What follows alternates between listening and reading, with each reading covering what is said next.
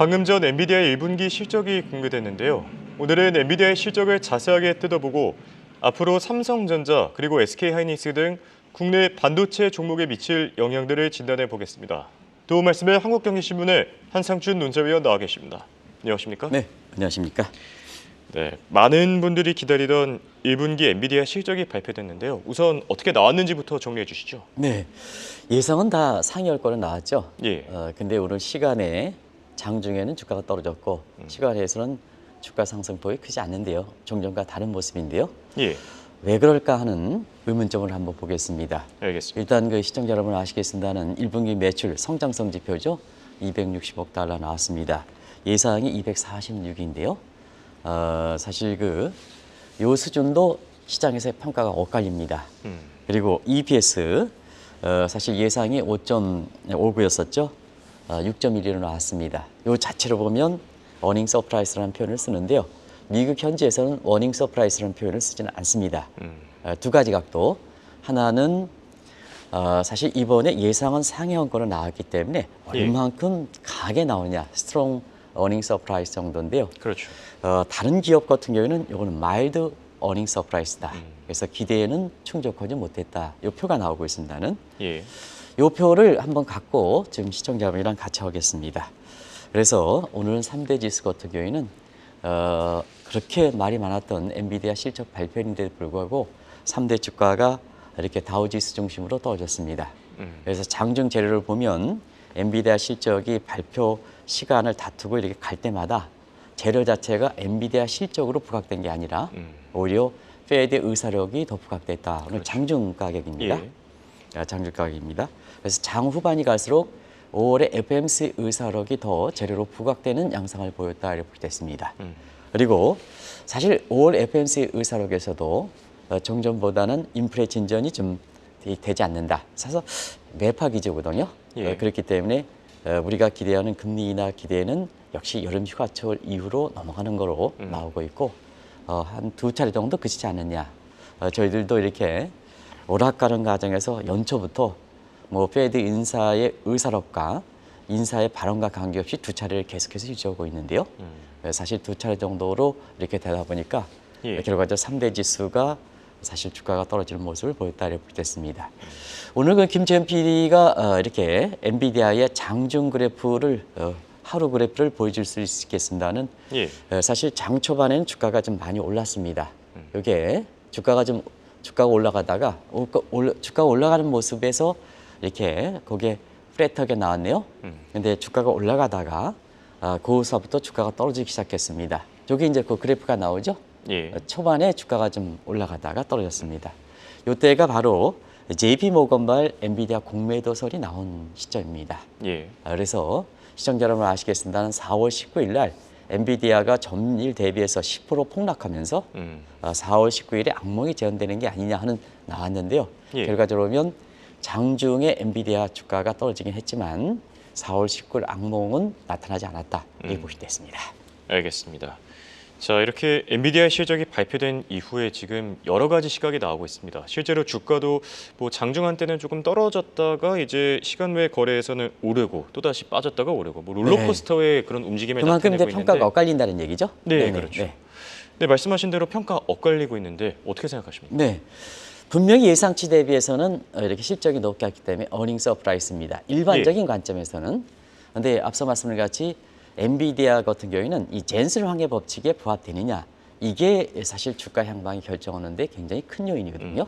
그러면 시청자 여러분 아시겠지만 젠슨 황해 법칙이라는 것은 성장성 분석의 틀인 S자형, 사람의 S자형 커브에서 유래했다는 것은 다 아실 겁니다. 그래서 소위 MS 마켓 쉐어죠. 10% 도달했을 땐 그의 90%까지 곧바로 치고 올라간다.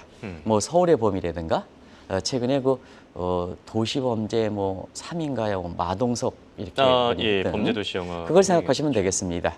이게 이제 대수의 법칙 이렇게 그다음에 사실 젠슨 황해 법칙이다 이렇게 표시하거든요. 그러면 왜 이렇게 어닝 서프라이즈라는 표현을 쓰는데 장중에 주가가 떨어졌고 시간에서도 주가가 이렇게 올라가지 않을까 한 3% 정도에서 그칠까 하는 것을 지금부터 엔비디아의 젠슨 황해 법칙과 관련해서 한번 보겠습니다. 예. 자막을 좀 돌려주시기 바랍니다. 가장 중요한 내용이니까. 자, 1분기 매출액 예상치 대비해서 15달러에서 20억 달러를 초과해야 됩니다. 예. 그런 관점에서는 246억이니까 지금 260억으로 나왔으니까 한 14달러, 미니멈 선에 14달러, 15달러에 못 미치고 있습니다. 20달러, 가장 기대했던 20달러보다 더 못 미치고 있습니다. 예. 그리고 우리가 EPS 같은 경우에도 지금 예상치 대비해서 9%뿐이 올라가지 않았거든요. 근데 예상치 대비해서 15% 이상 올라가야 된다. 이렇게 되는 거거든요. 그런 관점에서 보면 자, 예상치 대비해서 높게 나왔지만 결과적으로는 젠슨 황해 법칙에서는 미흡했다는 얘기입니다. 그러다 보니까 사실 그 엔비디아의 1분기 실적 발표 이후에 장중 가격이 떨어졌고 시간에서도 그렇게 세게 올라가지 않는 요인이다. 이렇게 보시면 됐습니다. 예. 그래서 오늘 주가 모습 가지고 시청자분도 워낙 관심이 되고 많은 사람이 과다한 기대를 부풀렸기 때문에 저희들이 이 방송에서 그런 얘기를 하나도 쫓아가지 않고 이렇게 다들 불확실한 요인이기 때문에 방송을 안 했습니다. 실적 발표 허구나자. 예, 근데 그렇죠. 지금 1분기 실적 발표 이후에 엔비디아 주가가 어떻게 될 것인가, 그리고 미국의 주가가 어떻게 될 것인가 하는 것이 지금 논쟁거리가 되고 있다 이렇게 보이겠습니다. 예, 알겠습니다. 자, 방금 전에 엔비디아 주가가 $1,000를 돌파했습니다. 시간 외 거래에서 현재 5% 넘게 움직이고 있고요. 자, 컨퍼런스 콜이 진행되고 있는 만큼 관련 발언들의 여파로 주가도 지금 계속 고공행진하고 있는 모습입니다. 관련 소식들은 또 발빠르게 전해드릴 예정이고요. 자, 워낙 엔비디아가 미국뿐만 아니라 글로벌 증시를 주도해온 만큼 미국 증시를 보는 시각도 많이 엇갈리고 있다고 하는데요. 이 부분은 어떻게 보시죠? 예, 지금 그 시간에 실적 발표하고 나서 그때마다 발언하는 내용마다 그렇죠. 사실 그 이렇게 주가가 왔다 갔다 하기 때문에 지금 그런 모습에서 좀 앵커와 저와의 기조가 좀 차이가 있을 수가 있습니다. 예. 그래서 그런 모습과 관련해서 논란이 되는 문제를 좀 한번 정리해 보는 겁니다.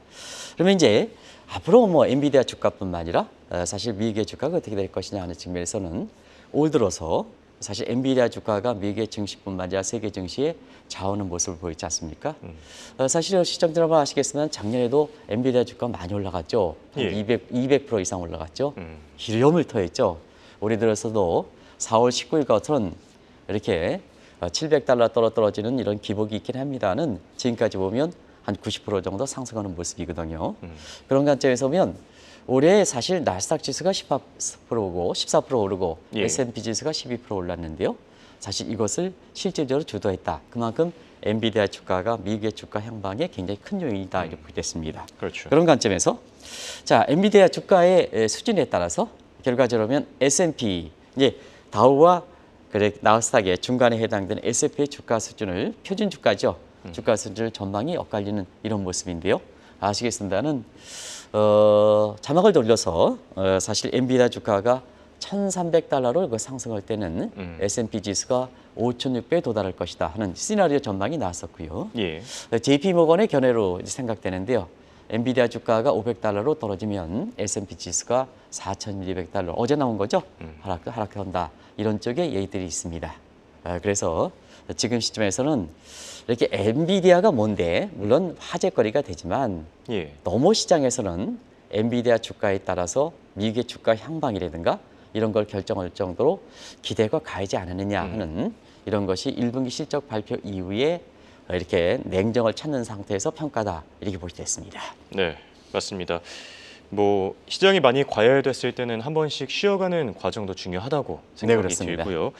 자, 이렇게 엔비디아에 대한 뭐 과열 경고음 그리고 기대가 너무 지나치다 이런 평가들도 나오고 있는데 이 미국의 금리에도 영향을 준다고 할 정도로 뭐 과대평가된 부분 뭐 어느 정도 있지는 않겠습니까? 네, 사실 지금 시간에 컨퍼런스 콜에서 예. 미래 잠재 가치에 대해서 방향성에 대해서 얘기하는 것은 이 방송에서 지금 세임 타임에 진행됐기 때문에 시청자 여러분께 전해주지 못하고 그 내용에 따라서 사실 실적에 따라서 장중에 떨어지고 예. 시간에서 한 3%까지는 실적까지 반영한 거다. 근데 지금 이후에 $1,000 정도 지금 어떻게 될지 모르겠습니다. 변화무쌍하기 때문에 예. 그런 컨퍼런스 콜에 대해서 미래에 대해서 나오는 영향이다 하는 것을 좀 말씀을 드릴게요. 예, 뭐 정리를 하자면은 네네. 컨퍼런스 콜과는 별개로 별개로. 그러니까 실적과 관련된 내용을 다루는 거고요. 그래서 또- 그 방송만 다룬다 예. 하는 것을 말씀드릴게요. 알겠습니다. 그런 과정에서는 엔비디아는 사실 얼만큼 기대가 부풀어져 있었냐면요.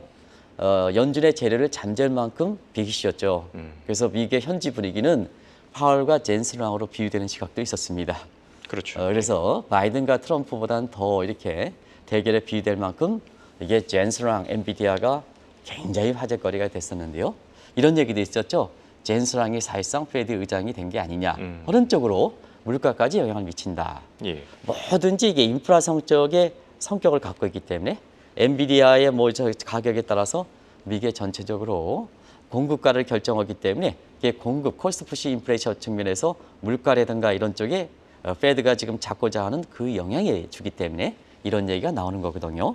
아시겠습니다는 엔비디아 주가에 따라서 올해 들어서 페드의 금리 인하가 어떻게 될 것이냐 하는 것도 굉장히 좀 이렇게 예상들이 나왔었죠. 그 내용을 한번 정리해 보도록 하겠습니다. 예. 엔비디아 주가가 지금 시간에서 $1,000 정도 돌파하고 있습니다. 이 정도 수준은 가면 금리 인하 횟수는 2차례 정도로 준다. 근데 만약에 엔비디아 주가가 일부 예상대로 $1,200 상승할 때는 올해 금리 인하가 어려워질 것이다. 왜냐? 콜스프리시 측면에서 인플레 요인이기 때문에. 예. 그리고 우리도 이제 알아봤을 때는 이게 시장별로 이렇게 섹터가 다 성향이 다른데도 불구하고 엔비디아의 주가 향방에 따라서 미국의 증시뿐만 아니라 채권 시장 예, 금리이기 그렇죠. 때문에 그다음에 금리 영향 달러 가치라든가 비트코인 바라보기를 하지 않습니까? 엔비디아 예. 바라보기 이런 정도로 시장의 영향이 과다하게 평가됐다는 걸 말씀을 드리겠습니다. 알겠습니다.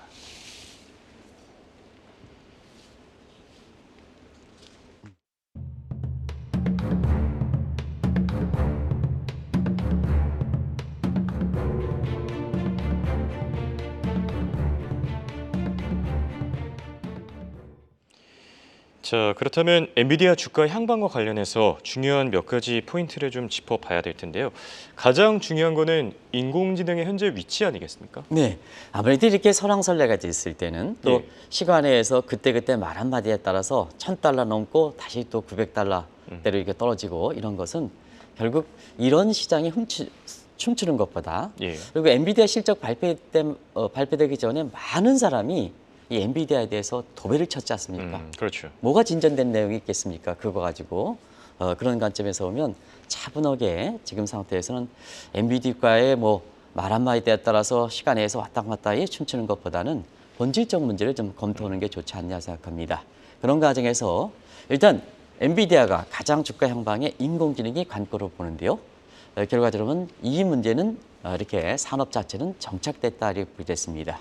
예. 그래서 영어 표현으로 갖고 있겠습니다는 앞으로 지금 그린십 단계에서 옐로우 위즈가 될 것이냐, 시즌드 합쳐가 될 것이냐, 아니면 골든 골이 될 것이냐 하는 측면에서는 누차에 말씀드리는 저 영어 자막이 항상 관심이 되죠. 예. 그래서 모든 동력은 세계 모든 경제와 안보 동력은 인공지능이 될 것이다 하는 이런 쪽의 방송도 했고 로마가 모두 이렇게 모든 길은 로마에 통한다 마찬가지로 모든 산업은 AI에 통한다도 말씀드렸습니다. 산업 자체는 정착된 게 아닌가 하는 이런 생각이 듭니다. 예. 그리고 지금 앞으로 AI와 AI 공급망 관련해서는 대말의 역할이 상당히 중요할 거로 이렇게 보이는데요. 아시겠습니다는 지금 미래 산업에 있어서는 역시 사람이 관건이 되거든요. 그렇죠. 그래서 금융 사이드에서 유대인, IT 사이드 인도인, 그 다음에 AI와 반도체에서 대만 이렇게 되는데요. 우리가 대만계 앙뜨레 프레노 이런 얘기를 했습니다. 예, 기억납니다. 대만 사람이 미국에 가서 한국은 돌아오지만 우리도 뭐 돌아오지 않습니다는 대만은 돌아갈 게 옳지 않습니까? 그래서 예. 미국 내에서 주류로 산업계든 정착되는 사람을 보통 대만계 앙뜨레 프레노인데요. 이런 사람이 젠스랑, 모리스 창 뭐 이런 사람들이 되겠습니다. 예. 이런 사람들이 이제 인력이 굉장히 AI 관련돼서 거고요. 지금 대만 신정부가 태어났습니다는 적극적인 AI와 반도체 지원책이 이렇게 결부되어 있기 때문에 산업 자체는 상당히 정착돼 있고 앞으로도 발전 가능성이 높은 것이 아닌가 이렇게 보여집니다. 알겠습니다. 그리고 또 이 최근 쟁점에 오른 게 유럽의 AI 규제법이죠. 이게 승인이 됐는데 사실 엔비디아 주가 향방과 관련해서 또 다른 중요 포인트가 아니겠습니까? 네, 가장 중요한 내용이죠. 예. 그리고 이제 유럽 의회가 사실 인공지능에 대해서 어떻게 규제할 것이냐 하는 측면에서 그동안 이 표현을 갖고 말씀드리겠습니다. 효과적 가속주의냐, 산업적인 유틸리티 측면에서 인간의 윤리적 관계 없이 굉장히 가속적으로 법상으로 지원해질 것이냐, 예. 아니면 윤리적인 생각에서 AI의 공생적 이타주의로 이렇게 대립됐습니다. 근데 이 논란이 3년 동안 지속되면서 이후에 AI 규제법이 나왔습니다. 결과적으로 3년권의 논란 끝에 사람이 중요하다. 아무리 AI가 인공적인 산업적인 측면 유틸리티가 굉장히 강한다 하더라도 사람이 우선해야 된다. 예. 사람이 우선해야 된다 하는 이런 측면인데요. 결과적으로 보면 이 문제가 엔비디아 주가에 직접적으로 영향을 미칠 거로 보이는데요. 바이든 대통령은 EU가 첫 발로서 이 인공지능 규제법이 나왔으니까 자, 바이든 정부는 어떻게 할 것이냐 하는 측면에서 바이든 정부 국민의 화합과 통합을 강조하는 사항이거든요. 대선을 앞두고는 더 그렇죠. 민주주의는 1인 1표주의이기 때문에. 예. 자, 그러면 자, AI와 같은 빅테크는 독과점이 태생적이다. 오리지널 문제거든요. 그래서 노동과 자본이 집중된다 하는 것은 시청자분도 뭐 굳이 생각하지 않더라도 다 될 겁니다. 예. 그러면 노동과 자본의 우수한 인력들을 다 뽑아가면 어떻게 하냐? 기업 간, 계층 간 불균형이 심화되지 않느냐? 결과적으로 자본주의가 실현되고 시장 경제가 실현되지 않느냐?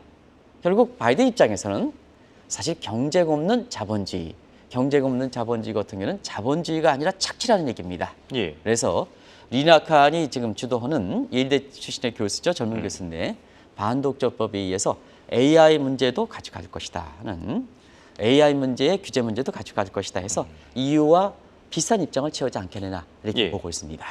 자, 그리고 또 엔비디아 주가 향방과 관련해서 또 다른 관심사가 액면 분할, 주식 분할이죠. 자, 오늘 10대1 액면 분할을 발표했는데 이 테슬라가 생각납니다. 자, 네. 과거에 테슬라도 이렇게 액면 분할한 이후에 이 주가가 좀 큰 폭으로 많이 빠졌는데 혹시 이 전체를 밟지 않을까 걱정하는 분들도 계시거든요. 네, 지금 진행하는 컨퍼런스 콜에서는 아마 실적에 대한 얘기보다도 예. 지금 당초에 한 4분의 1로 주식 분할을 하지 않겠느냐 했는데 10분의 1로 주식 분할 얘기가 나왔지 않습니까? 예, 그렇죠. 이게 갑작스러운 소식인데요. 이 문제에 대해서 얘기가 집중되지 않겠나 하는 생각이 듭니다. 그래서 우리가 시간에 의해서 여기 방송 전에 $980, $990 한 3% 정도 예, 그렇죠. 상승하는 모습이 요거에 대해서 평가가 엇갈리면서 지금 조금 더 소폭 상승한 과거에는 이게 시간에 의해서 10% 이상 올라갔죠. 근데 한 5% 정도에서 지금 시청자 여러분들은 1000비디아 우리도 이 예, 방송을 그렇죠. 통해서 얘기했습니다는 시간에 의해서 1000비디아 올라가다 보니까 아마 김채연 PD께서 계속해서 이게 중계하고 있는데요. 아마 10분의 1 액면 분할, 주식 분할에 대한 평가가 이 문제를 좌우하지 않겠나 하는 생각이 듭니다. 그런 예. 과정에서 보면 과거 오늘 장중에서도 테슬라의 전철을 받지 않겠느냐. 아마 여기에 장중에 소식이 좀 뿌려진 것 같은 데 있습니다. 예. 그래서 이 테슬라 전철을 받자. 왜냐? 주식 분할 이후에 테슬라가 주가가 좀 안 좋았거든요. 그렇죠. 그런 관점에서는 테슬라의 전철을 받지 않겠느냐 하는 이런 생각이 되는데요. 자, 테슬라의 전철, 엔비디아도 비슷하게 주가 상승폭이 같습니다. 아마 시청자 여러분 코로나 이후에 테슬라가 급등했죠. 그래서 $50 전후에서 가느냐 안 가느냐 했을 때 코로나가 이후에 끝나면서 2021년 저도 기억합니다는 $1200가 넘었죠. 아, 그렇죠. 그래서 그 후에 액면 분할 3분의 1 했었죠. 예. 그리고 일론 머스크 일탈행위 하면서 지금은 테슬라 주가가 오늘 한 $180 정도 되는데요. 곱하기 3 하면 $540, $1200에 비해서 $180네요. 예. 곱하기 3 하면 이게 과거로 보면 $540 되지 않습니까? 예, 그렇죠. 3824, 3인은 3, 예, 540달러네. 맞습니다. 과거 $1200에서는 절반 토막이 되거든요. 그런 관점에서 사실 액면 분할 10분의 1로 엔비디아에 발표되다 보니까 테슬라 전철을 받는 게 아닌가 하는 이런 그 얘기 드는데요. 아마 이 엔비디아의 실적 문제는 예. 주가 주식 액면 분할보다도 사실은 CEO, 오너의 리스크가 더 크게 작용하지 않겠나 하는 생각이 듭니다. 그래서 그런 측면에서는 일론 머스크는 개인의 일탈행위 지속되는 과정에서 액면 분할, 3분의 1 액면 분할은 주가에 대해서 접근성이 좋기 때문에 예. 그 자체가 호재가 될 수는 있습니다. 그러나 일론 머스크가 거짓말이라든가 마약이라든가 성범죄라든가 부도덕 문제라든가 이런 리스크에 의해서 지금의 모습이 되는 것이 아닌가 생각합니다. 근데 사실 시간에 의해서 이 액면 분할 소식에도 불구하고 예. 사실 시간에 의해서 한 $1000대로 이렇게 크게 기대보다는 올라가지 않습니다는 우리가 상징선인 1000비디아까지 올라가는 요인에 있어서는 아마 젠슨왕이 갖고 있는 깨끗한 이미지, 이게 일론 머스크의 소위 CEO 리스크보다는 좋게 평가되는 상태에서 결과적으로 시간에서 이 컨퍼런스 코드에서 좋은 평가를 받는 것이 아닌가 하는 이런 생각이 듭니다. 요거는 시간이 가면 갈수록 예. 더 이렇게 시청자분들 평가를 한번 해보도록 하겠습니다. 알겠습니다. 자, 젠슨 황의 발언이 컨퍼런스 콜에서 계속 나오고 있습니다. AI가 앞으로 새로운 원자재가 될 것이다. 그리고 엔비디아가 컴퓨팅의 역할을 새롭게 바꾸고 있다. 네, 관련 속보들 계속 나오고 있고요. 자, 마지막 질문입니다. 사실 엔비디아 이렇게 많은 분들이 관심을 갖고 계신 이유가 국내 반도체에도 많은 영향을 미치기 때문 아닐까 싶은데요.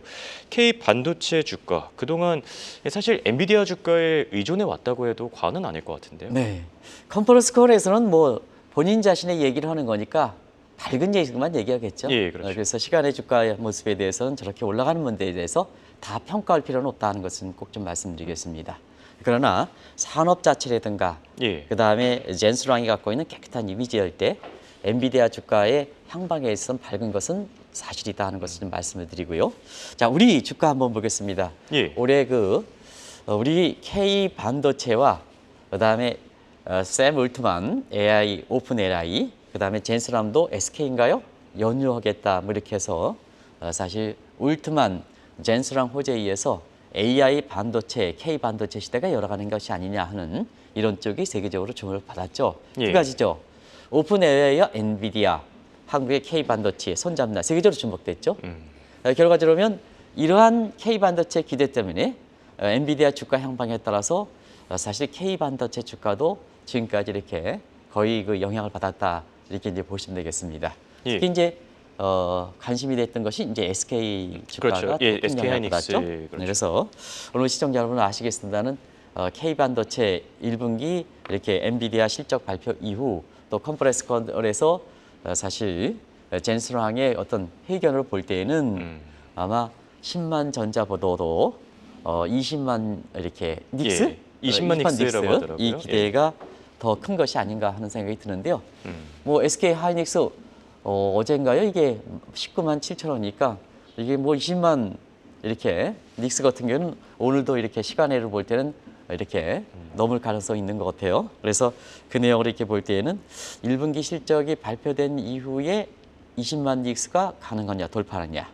그다음에 오늘 시간의 향방에 따라서는 오늘도 가능한 게 아니냐 하는 예. 쪽인데 오늘 시간의 모습을 보면 사실 오늘도 가능할 가능성이 높습니다. 이게 이제 K 반도체가 그런데요.